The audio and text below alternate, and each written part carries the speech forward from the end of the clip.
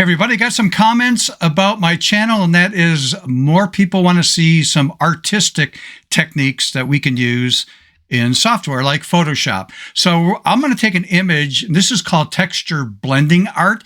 I'll take an image that looks like this of this cheetah, and I will convert it to something like this, a piece of artwork. Are we ready for this?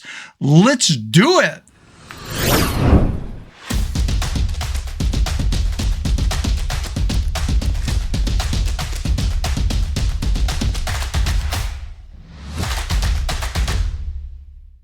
Hey everybody, welcome back to the channel. If you're new to the channel, this is dedicated to photography and as a photo artist, pushing ourselves out of the box creatively. All right, let's get into today's program. And I got some really cool comments from people on some of the past work, and I'm getting a lot of response saying, hey, we would like to see more artistic techniques that we can actually use in software. So what I'm going to share with you is a blending art technique, and I want to make sure that we understand some rules. So I'm going to open up Photoshop and share something with you, but I want to talk about this before I get into Photoshop, and that is any software that supports layers with masking and blending modes using a brush, you could do this technique. So it doesn't have to be Photoshop. So an example, if you are using Affinity Photo 2, you could do this. If you're using any other software, again, that supports some layers and masking and blending modes, you're going to be able to do this technique. It's just that I'm using Photoshop because it tends to be the most popular thing to use. Okay, so here's what some examples of the artwork that we can actually do that I'm going to share with you, and that is right here. So let's take a look at some examples. This art piece I did. So this is good for any kind of photography that you do. Landscape, it could be still life like that. I'm going to do this project for you right here, and that's working with that cheetah. Another one like this, and even in the landscape. So this is really a cool technique using blending methods in a different way than you might expect using overlays and textures in our software. Are we ready? Let's get to it.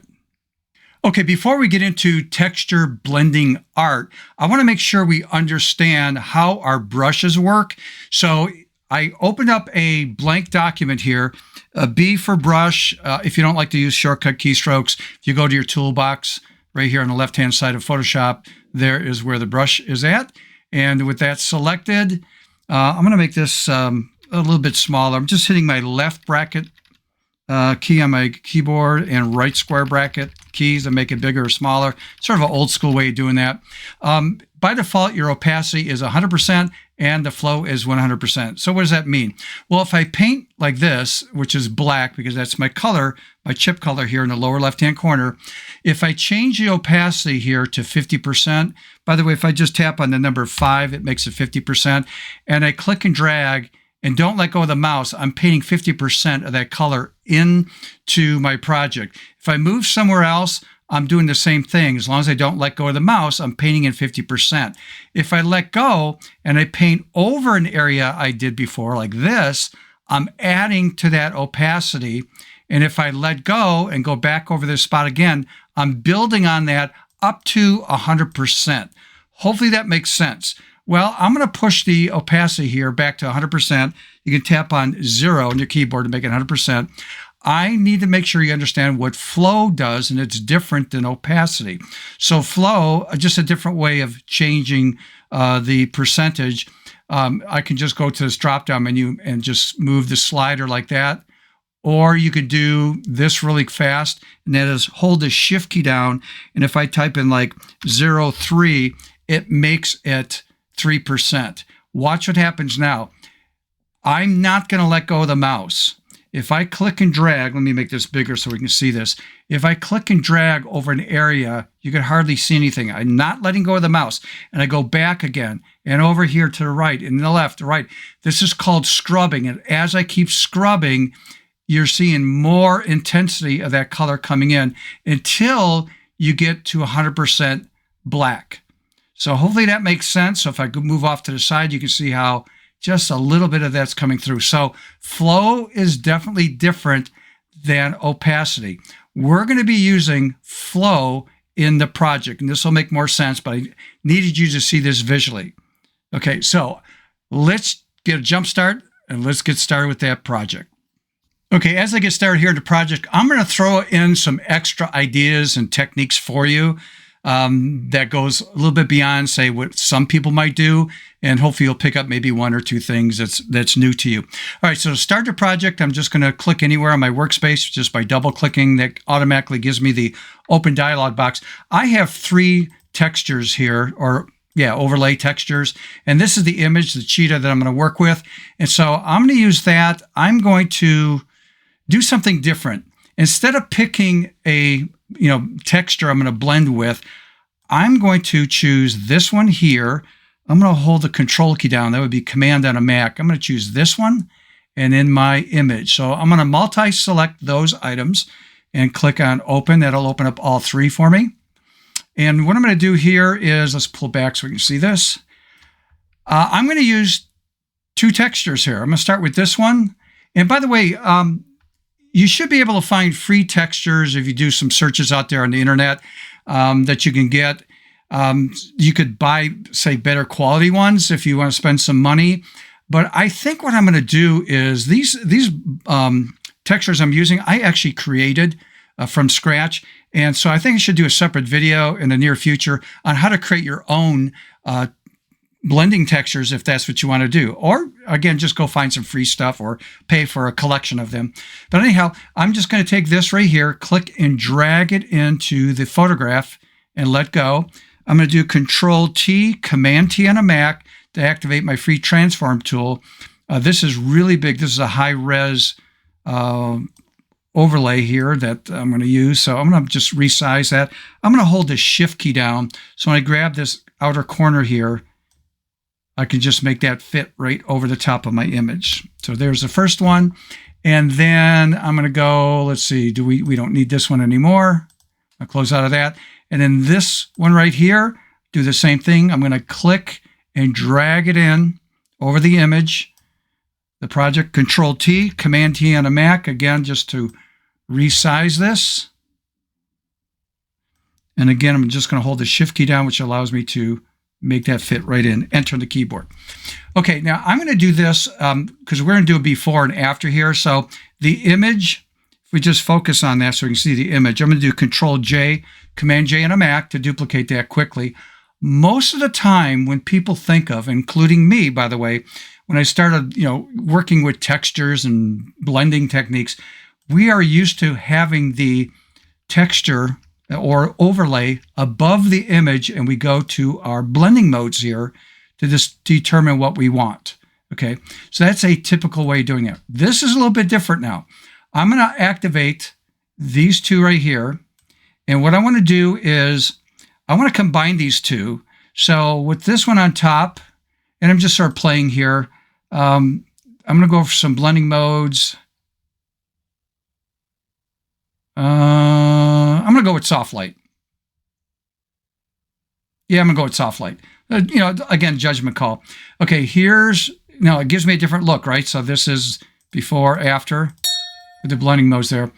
This is what makes our project different. I'm going to click and drag and make the photograph go to the top of the stack right there. Now, what I'm going to do is let me zoom in on this a little bit. With the image, this is my main subject right there. So I'm at the mercy of AI in this versus the traditional way. I want to cut him out.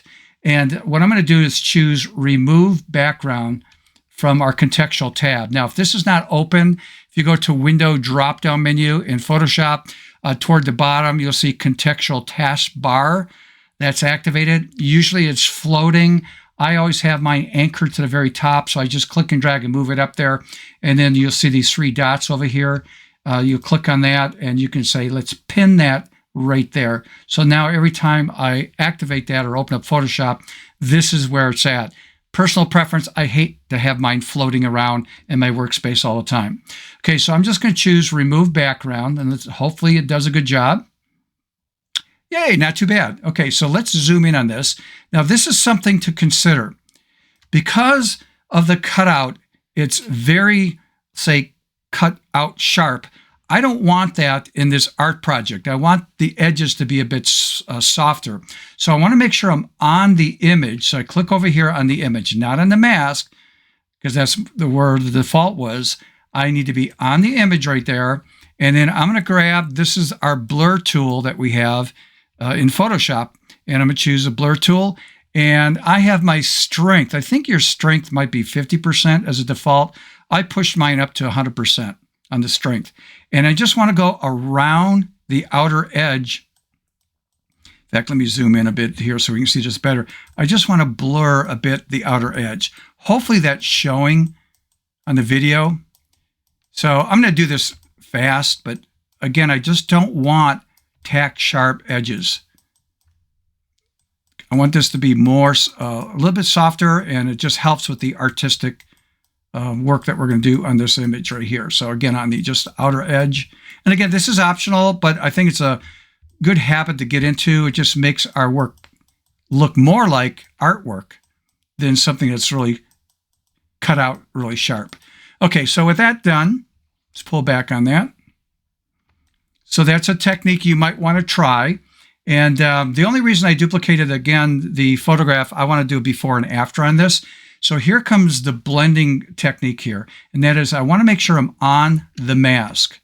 And I'm going to grab my paintbrush, B for brush, or go to your toolbar here and just click on the brush and make sure your opacity is 100%.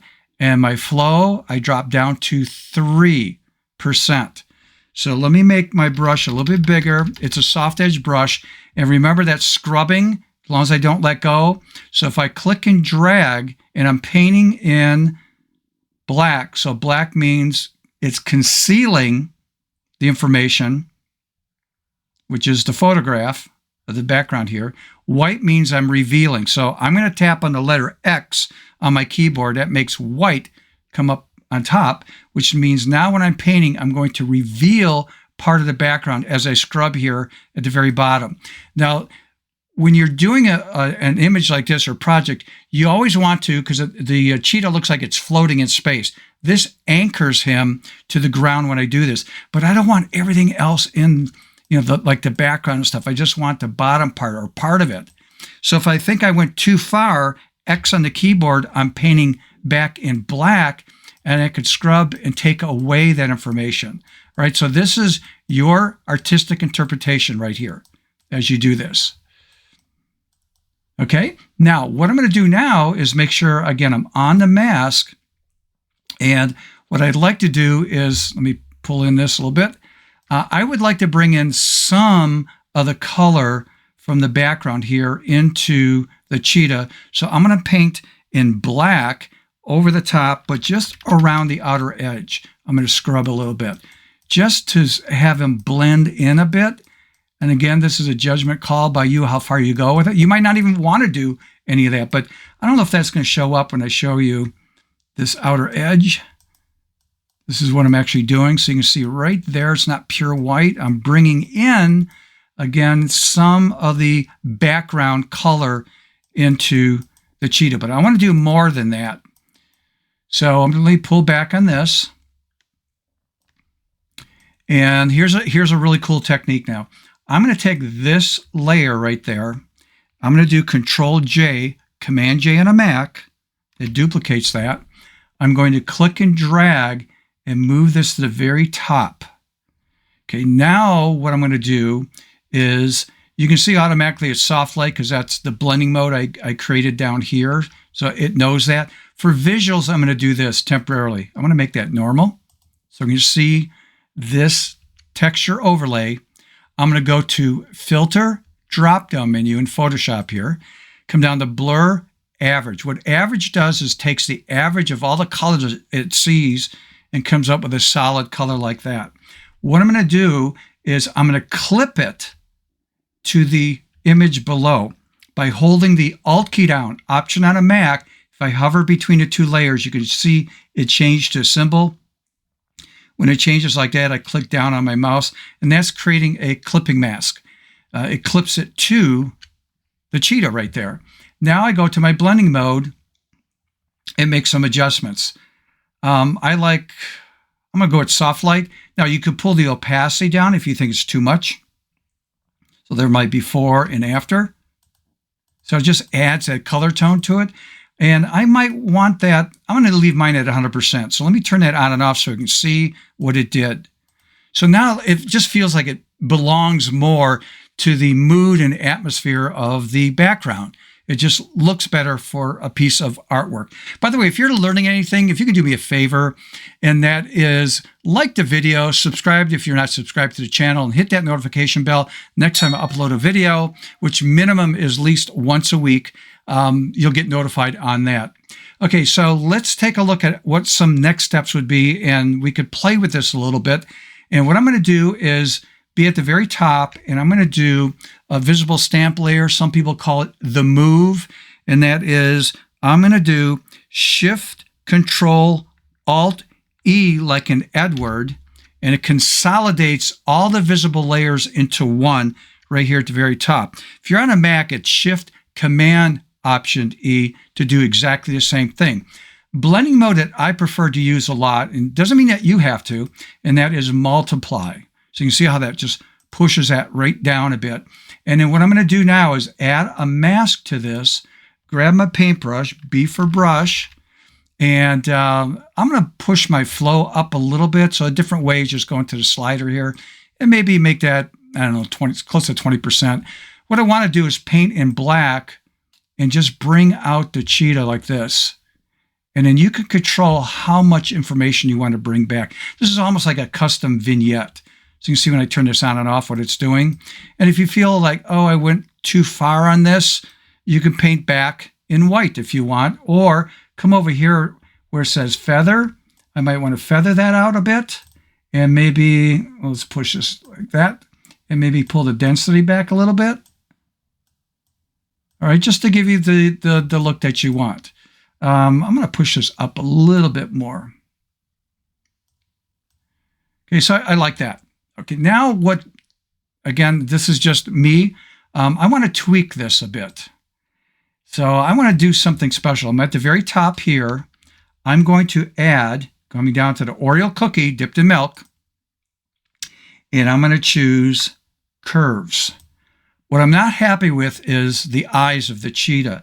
So over here in properties, I'm going to click and drag up. Now, I don't care about the background. I'm looking at the eyes. Okay, now I'm going to go here, because this is the curves adjustment layer.